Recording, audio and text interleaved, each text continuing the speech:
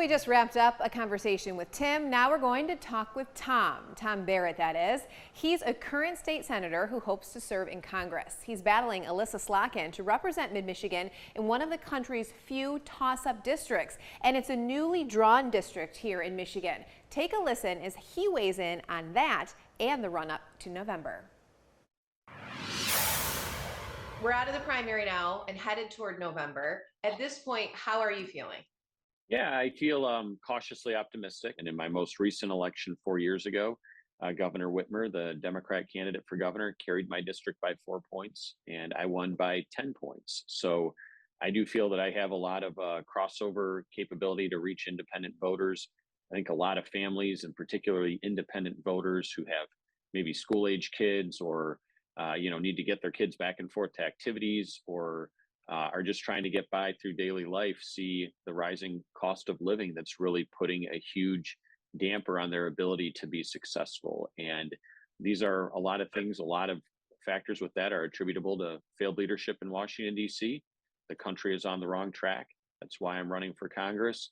And I think a lot of independent voters will see that. It really, from a local standpoint and nationally, I know it has a lot of attention, but locally, it is interesting because here you are, you do have so much name recognition, and you've built your reputation here in Lansing, and then you're going up against Alyssa Slotkin, who also has a strong reputation, and then again, this is playing out in a kind of a newly drawn district. So how do you see that coming into play? Is that this new district incorporates the area that I have represented now in the Michigan legislature for 8 years.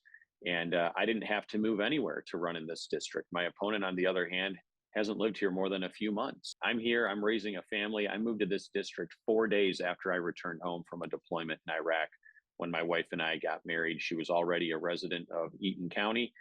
That's where we've been living since then. So I think I have a record of accomplishment.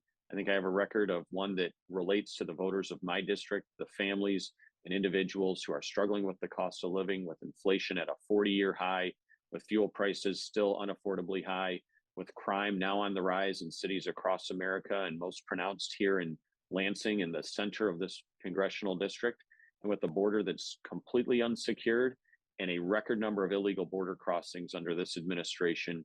Fentanyl pouring into our communities and now constitutes the leading cause of death of people my age in America is fentanyl overdose.